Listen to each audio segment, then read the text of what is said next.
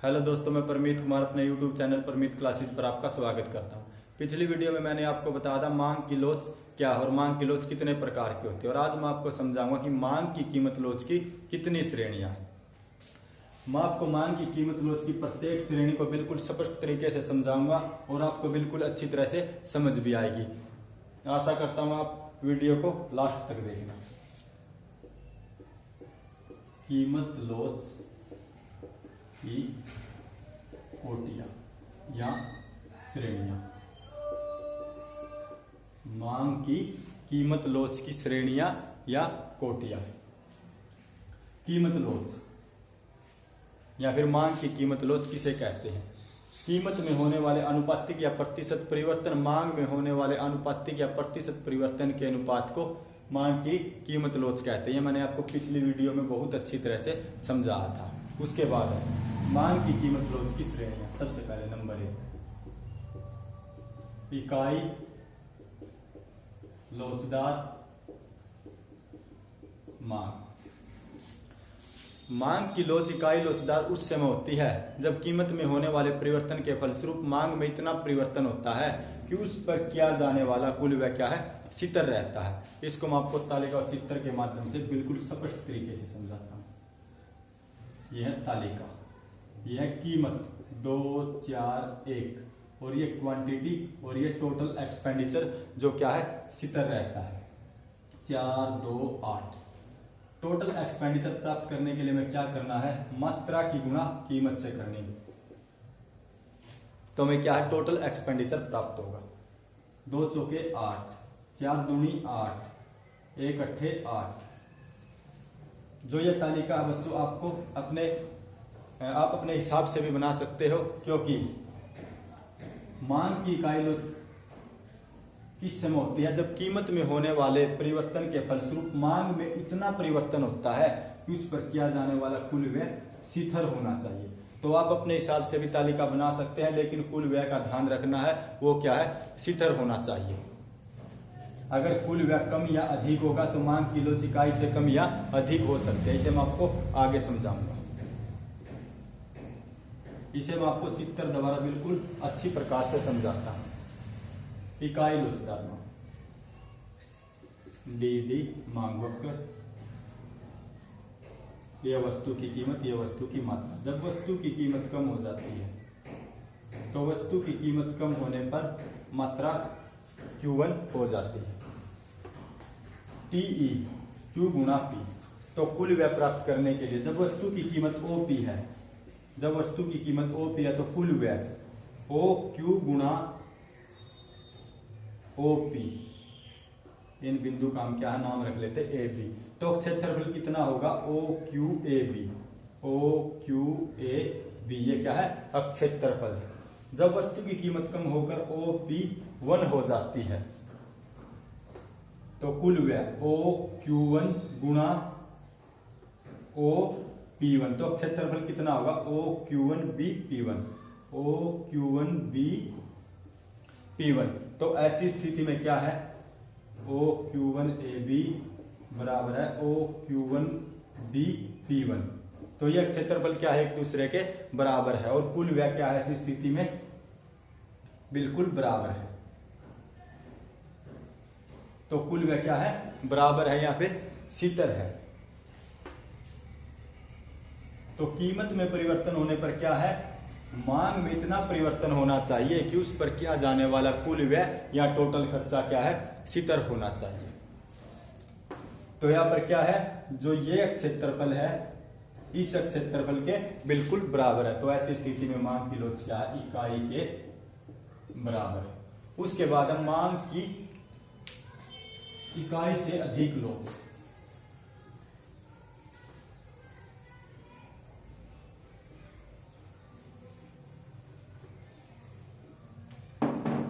Number 2, इकाई से अधिक लोचदार मांग।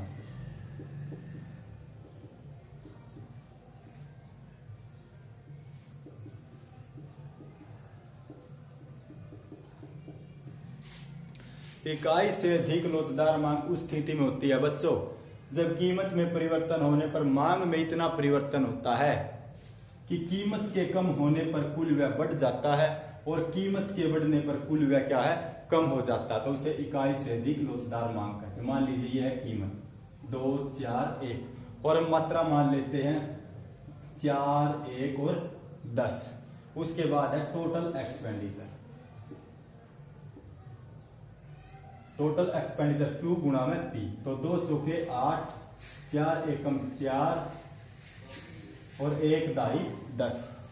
तो तालिका से क्या पता चलता है कि कीमत के बढ़ने पर कुल व्यय कम हो जाता है और कीमत के कम होने पर कुल व्यय बढ़ जाता है, तो इसे क्या है, इकाई से अधिक लोचदार मांग कहते हैं। इसका भी मैं आपको चित्र बनाकर बताता हूं। OXY इकाई से अधिक लोचदार मांग के लिए मांग वक्र आपको इस तरह से लेना है। DD मांग वक्र, यह वस्तु की प्रारंभिक कीमत और यह मात्रा। कीमत कम होने पर मात्रा Q1 हो जाती है, तो कीमत के कम होने पर कुल व्यय क्या है, बढ़ जाता है। जो ये क्षेत्र क्या है, बढ़ जाता है। अगर ये क्षेत्र बढ़ जाता है और ये क्षेत्र कम हो जाता है तो उसे इकाई से कम लोचदार मांग कहते हैं। जैसे इकाई से अधिक लोचदार मांग के लिए देख लेते हैं पहले। जब वस्तु की कीमत OP है तो कुल व्यय OQ, A और B का नाम रख लेते हैं, OQ गुणा में OP, तो क्षेत्रफल कितना है, OQAB, OQAP। जब वस्तु की कीमत P से कम होकर OP1 हो जाती है तो क्षेत्रफल OQ1 गुणा में OP1। कुल व्यय OQ1 गुणा में OP1, तो क्षेत्रफल कितना है, OQ1B P1। तो ऐसी स्थिति में OQ1B अधिक है किससे, OQAP से। तो ऐसी स्थिति में क्या है, मांग की लोच इकाई से अधिक होती है। अगर ये क्षेत्रफल यहाँ पर ज्यादा है और ये कम है तो मांग की लोच क्या है, इकाई से अधिक होती है। उसके बाद है बच्चों इकाई से कम लोचदार मांग।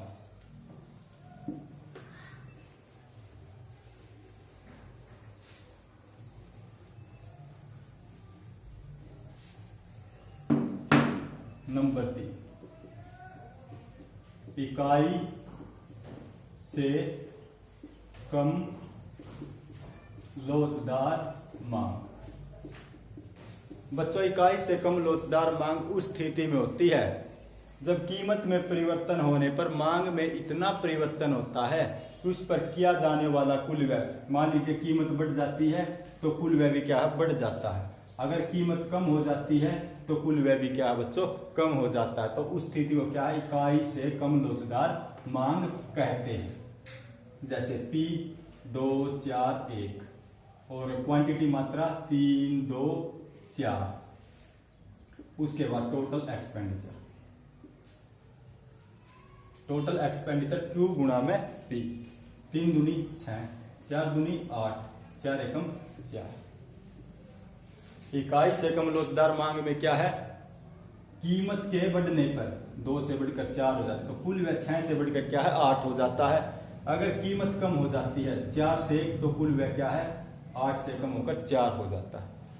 इकाई लोचदार मांग में कुल व्यय क्या है, स्थिर रहता है और इकाई से अधिक लोचदार मांग में कीमत के बढ़ने पर कुल व्यय कम हो जाता है और कीमत के कम होने पर कुल व्यय बढ़ जाता है। लेकिन इकाई से कम लोचदार मांग की स्थिति में बच्चों कीमत के बढ़ने पर कुल व्यय बढ़ जाता है और कम होने पर कम हो जाता है। इसे भी मैं आपको चित्र द्वारा बिल्कुल स्पष्ट तरीके से समझाता हूं।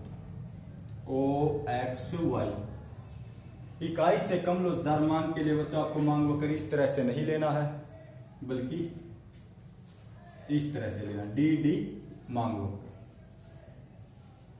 वस्तु की OP कीमत, OQ मात्रा। कीमत कम हो जाती है, मान लीजिए वस्तु की कीमत कम होकर OP1 हो जाती तो मात्रा क्या है, OQ1 हो जाती है। तो कुल व्यय, जब वस्तु की कीमत OP है तो कुल व्यय कितना, OQ, इनका नाम A भी रख लेते, OQ गुणा ओ पी, तो क्षेत्रफल O Q A B, O Q A B क्षेत्रफल। अगर वस्तु की कीमत कम होकर ओ पी वन हो जाती है तो बच्चों ऐसी स्थिति में क्षेत्र कुल व्यय ओ क्यू वन गुणा ओ पी वन, तो क्षेत्रफल कितना होगा O Q one B P one, B P one, O Q one B P one क्षेत्रफल, O Q one B P one क्षेत्रफल ओ क्यू ए पी क्षेत्रफल से, ओ क्यू ए पी क्षेत्रफल से बच्चों क्या है कम है। तो ऐसी स्थिति में मांग की लोच इकाई से कम होती है, क्योंकि मैंने क्या कहा था कि अगर ये जो क्षेत्रफल है यहाँ पे अगर ये ज्यादा है तो मांग की जो कीमत है, मांग की लोच है क्या है इकाई से अधिक होती है। अगर ये कम है, अगर ये ज्यादा है, ये कम है, अगर ये ज्यादा, तो मांग की लोच इकाई से कम होती है। उसके बाद है नंबर 4, पूर्णतः बेलोचदार मांग।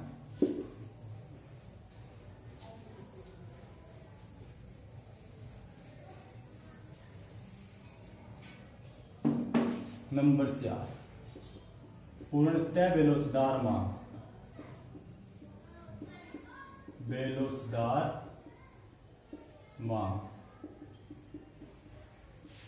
मांग की लोच पूर्णतः बेलोचदार उस स्थिति में होती है जब कीमत में परिवर्तन होने पर वस्तु की मात्रा में किसी प्रकार का परिवर्तन नहीं होता। इसे भी मैं आपको तालिका और चित्र द्वारा अच्छी प्रकार से समझाता हूं। मान लीजिए वस्तु की कीमत 10 से बढ़कर 20, 20 से बढ़कर 30 हो जाती है और वस्तु की जो मात्रा है 20, 20, 20 स्थिर रहती है। तो ऐसी स्थिति में ओ एक्स वाई पूर्णतः बेलोचदार मांग ओ वाई अक्ष के समानांतर होती है, ओ वाई अक्ष के समानांतर होती है। वस्तु की मात्रा 20, कीमत 10, 20, 30। वस्तु की कीमत 10 से बढ़कर 20, 20 से बढ़कर 30 हो जाती है तो मात्रा में किसी प्रकार का कोई परिवर्तन नहीं होता। तो ऐसी स्थिति को पूर्णतः बेलोचदार मांग कहते हैं। कीमत में परिवर्तन होने पर वस्तु की मात्रा में किसी प्रकार का परिवर्तन नहीं होता तो उसे क्या कहते हैं, पूर्णतः बेलोचदार मांग कहते हैं। ई डी बराबर है 0, पूर्णतः बेलोचदार मांग। उसके बाद नंबर 5, पूर्णतः लोचदार मांग।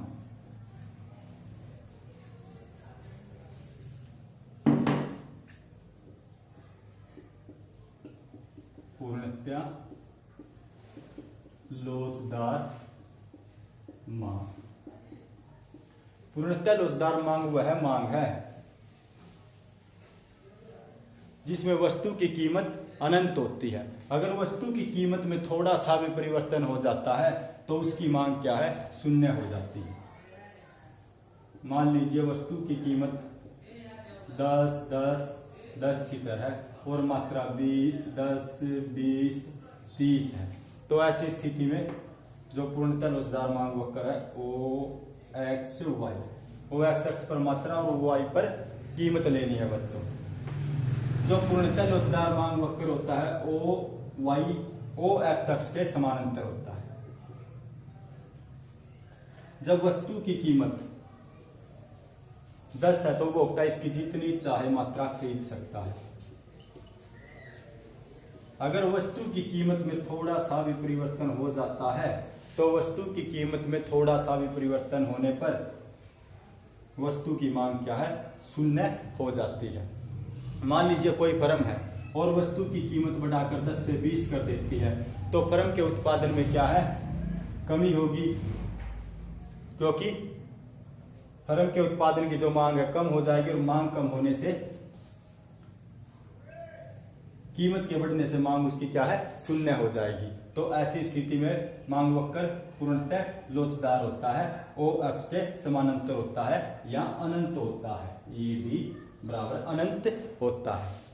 यदि मांग की कीमत लोच की कोटियां, इकाई लोचदार मांग, इकाई से अधिक लोचदार मांग, इकाई से कम लोचदार मांग, पूर्णतः बेलोचदार मांग और पूर्णतः लोचदार मांग। इकाई से इकाई लोचदार मांग में कुल व्यय स्थिर रहता है, इकाई से अधिक लोचदार मांग में कीमत के बढ़ने पर कुल व्यय कम हो जाता है और कीमत के कम होने पर कुल व्यय बढ़ जाता है। इकाई से कम लोचदार मांग में कीमत के कम होने पर कुल व्यय कम हो जाता है और कीमत के बढ़ने पर कुल व्यय बढ़ जाता है। पूर्णतः बेलोचदार मांग में कीमत के बढ़ने पर जो वस्तु की मात्रा है स्थिर रहती है और पूर्णतः लोचदार मांग में अगर कीमत में थोड़ा सा भी अनंत परिवर्तन हो जाता है तो क्या है, वस्तु की मात्रा या मांग क्या है, शून्य हो जाती है। आशा करता हूं दोस्तों आपको वीडियो पसंद आई होगी। अगर वीडियो पसंद आई तो अपने दोस्तों के साथ शेयर करना, चैनल को सब्सक्राइब करना और वीडियो को लाइक करना।